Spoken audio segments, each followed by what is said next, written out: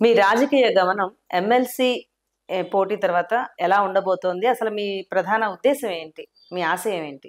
ఆహ్, చాలా పెద్ద క్వెషన్. ఎందుకంటే నన్ను ఫ్యూచర్ కూడా ఇప్పుడే చెప్పేసేయమంటున్నారు. ఆ! నాకంత తెలీదు. అయినా సరే ఒకసారి. నేను ఎమ్మెల్సీగా పోటీ చేస్తుంది ప్రజలు నన్ను గెలిపిస్తారు అని చెప్పనే ఉద్దేశంతోటి.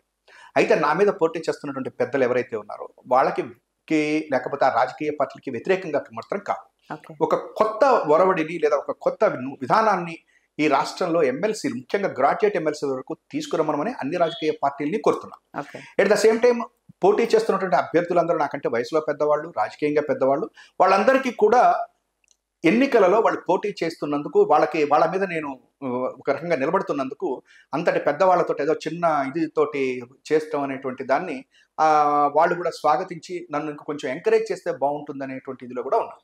ఎట్ ద సేమ్ టైం ప్రజలు కనుక గెలిపిస్తే నేను ఏ రాజకీయ పార్టీలో చేరకుండా తప్పనిసరిగా ప్రభుత్వానికి ఏ రకమైనటువంటి సూచనలు చేస్తానంటే, ఒక రకంగా చెప్పాలంటే ఇది ఫస్ట్ టైం ఆంధ్రప్రదేశ్‌లో ప్రభుత్వానికి ఒక ఎమ్మెల్సీ, ఓకే. ప్రతిపక్షానికి ఒక ఎమ్మెల్సీ నుంచి ఈ రకమైనటువంటి ఫెసిలిటేటర్ కింద అంటే ఒక బ్రిడ్జ్ కింద ప్రజలకి ఈ యొక్క ప్రతిపక్షానికి, ప్రజలకి ప్రభుత్వానికి లేదా వీళ్ళిద్దరి మధ్య ఒక బ్రిడ్జ్ కింద ఉండి చక్కగా సభలో మంచి చర్చ జరిగేటట్టుగా శాసన మండలిలో. ఎందుకంటే శాసనసభలో జరగట్ల. ఎందుకు నేను చెప్పానంటే ఇవాళ ఒక పార్టీ వాళ్ళు గెలిపిస్తున్నారు, అది జరగట్ల.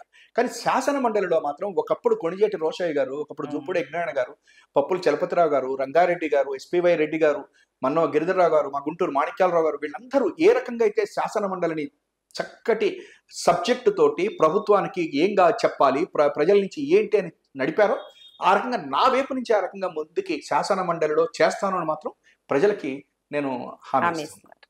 థ్యాంక్ యూ అండి. All the best. నమస్తే అండి. Thank you.